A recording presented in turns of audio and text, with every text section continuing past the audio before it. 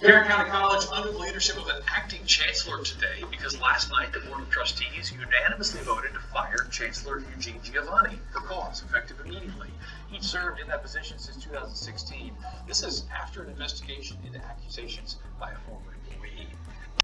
Well, from public school brawls to higher ed falls, it looks like that old ivory tower is about to tip over after all.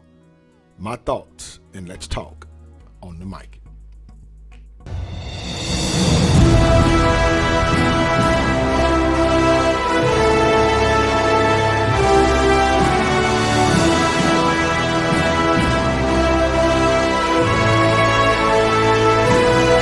Hello, good people. This is your guy, Mr. Educator, Mr. Communicator, Mr. Free Thinker, coming back at you live once again from the Lone Star State with another edition of the Media Mike Speaks. All right, good people, it is 44 minutes past the hour, and yes, we are the voice of the everyday citizen. All right, good people, a few of my subscribers sent me this story just in case you may or may not heard of this. For those of you out here in the Lone Star State and around the country, or those who are in the educational system. So what you have here, good people, is a fall from grace, I would say. Not saying that the person may not land on their feet. I'm pretty sure they will. But after 6 years at the helm of Tarrant County College, as you saw in the video, Mr. Dr. Eugene Giovanni will no longer be the chancellor. At a specifically called meeting of the Tarrant County College Board of Trustees, Teresa Ayala issued the following statement. Today, the attending Board of Trustees decided to commence the formal process of terminating Chancellor Eugene Giovanni's contract for good cause. We believe this action is in the college's best long-term interest. Giovanni has been TCC's chancellor since 2016, as you saw in the video. But she goes on to say, as this process gets underway, we are confident that the operations of the college are in good hands under the strong, capable leadership of acting Chancellor Elva LeBlanc. Ayala continued, I want to be completely clear that nothing will distract her or our faculty, staff, and students from the outstanding work they are currently doing in their work together each day.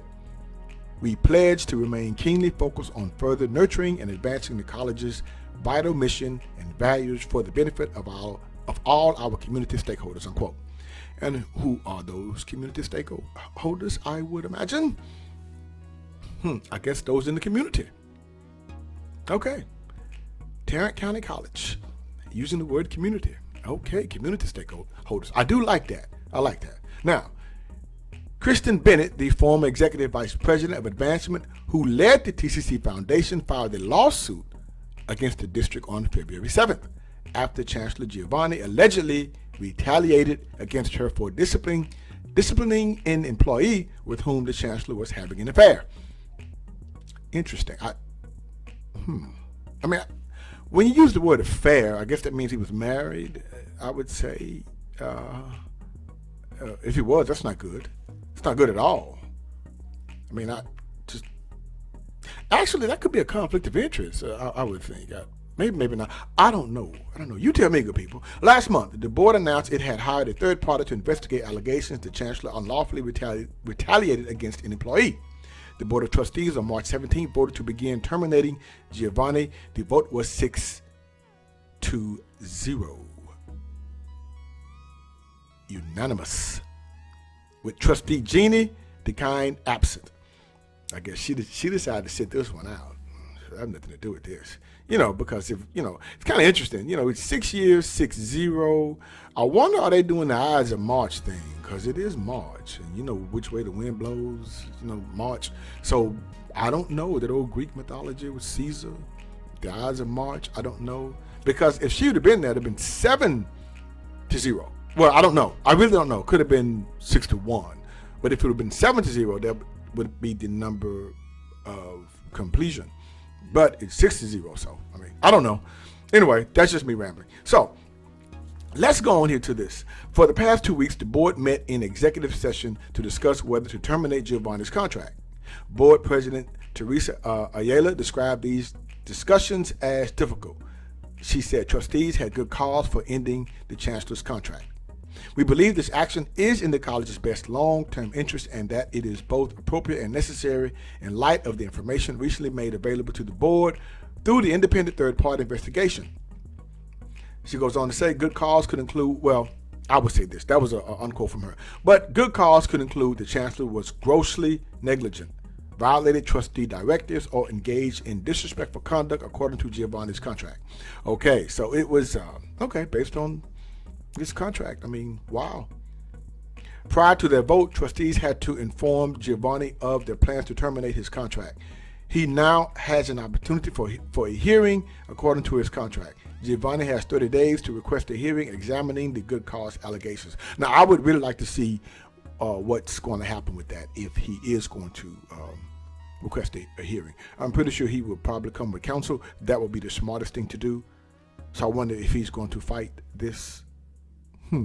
Things to make you go, Giovanni's contract also outlines that if he is fired with good cause, he will receive his base salary. Okay, so he was fired with good cause. I don't understand that word, good cause. Good cause meaning good reason to fire him based off the allegations, but they put the word good in there. I guess they're factual allegations.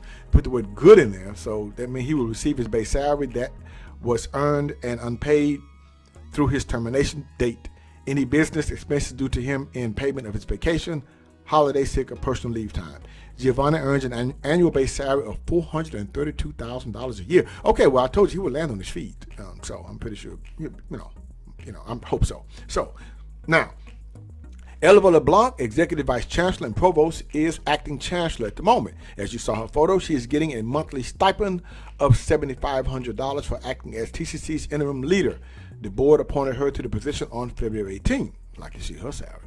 Now let's get to the meat of this. I'm not going to say the meat of what really sparked all of this, good people. In February, Kristen Bennett, a former executive vice president of advancement, filed the lawsuit claiming Giovanni retaliated against her. Bennett alleges the district ignored her right to due process, First Amendment rights, and violated the Texas Equal Rights Amendment, Title VII and Title IX. Must be some strong rights on that one. Bennett, the former executive vice president, is seeking to be reinstated in her position, plus monetary damages for her $207,000 a year salary, mental anguish, deprivation of procedural due process, and her attorney's fees. Wow. See, she was on her feet. So, TCC on March 17 also asked a federal judge to dismiss the entirety of Bennett's lawsuit. According to court documents, the college's lawyers argue Bennett was an at-will employee when she attempted to resign and later rescinded it. Bennett's contract had not been renewed at that point. By submitting her resignation on November 15, 2021, Bennett exercised her right as a non-contract employee to resign at any time for any reason, TCC's attorneys wrote. I wonder if there's some merit to that. I really do. The attorney also rebuffed Bennett's other allegations, writing her lawsuit did not provide enough evidence to support her claims. Now, I would like to know the outcome of that. You see, at this point, the chancellor is out unless he requests his 30-day appeal. So we know he's gone and LeBlanc is in for now. But I would do more research on this because I'd like to know the outcome of that. Now, does TCC have merit on Bennett's claim here? That's a good question because she did resign, rescind it. Or is there a window when you resign the contract and rescind? Because if it's accepted by HR, I mean, if they did accept it. So interesting. This is good to know for those who are in public school and higher education regarding these things for the resignation. I mean, little did she know the outcome of this before she resigned. So that's interesting. So, or did she resign under duress of the threat of being dismissed? That's a good question too, good people. Now, Bennett was brought in to lead the TCC Foundation in 2020. Giovanni handpicked Bennett to lead the nonprofit according to her lawsuit. She replaced a longtime executive director who was switched out after a confidential audit warned an abrupt change would hinder the foundation's fundraising efforts. Well, you know, good people, about foundations, you could like kind of misuse them, because I don't think they're like I think they're tax-free. The IRS doesn't mess with foundations, I do believe. I don't know if I can get a tax person to tell me this, because that's kind of interesting, on foundations, because I hear a lot of people do foundations and, they live out of foundations because they can't be touched by the IRS. I don't know, but I'm not an expert in that, but that's just kind of like what I've kind of heard from a few tax people. But anyway, the Locklear law firm is conducting the investigation. TCC has spent $50,000 for the law firm to examine complaints filed with the board. On March 24th, trustees are expected to consider setting aside up to $200,000 for Locklear's services. Now going into the job, Giovanni described his leadership style as being focused on students and how the entire TCC system supports their needs. Their needs. Why he's getting his needs, man. Okay. Enrollment has declined under Giovanni's leadership, according to TCC enrollment figures. Now, this, good people, is I think they use this too, because they got to look at the fact that, okay, on the track record, okay, in the fall of 2016, they had 51,705 students across 6 campuses, and then the college has fallen to 41,845 students in classes this spring. That is a 19% decrease over the 6-year period.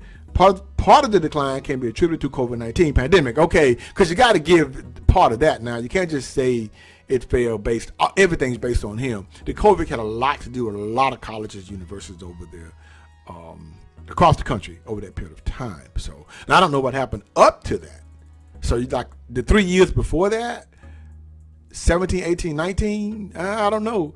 If those numbers dipped in, then hey, you can be held accountable for that. So anyway, let me know what you think about this, good people. Because you see, when power becomes corrupt, and when a person thinks so high that they don't care who they misuse, abuse, or believe they can have it all, you must remember that old biblical saying, that pride cometh before the fall. Until next time, this is your guy, Mr. Educator, Mr. Communicator, Mr. Free Thinker. Subscribe, share, and like to keep me rocking on the mic. Have a good night. I'll understand you soon, it won't be long. Keep on, keep running.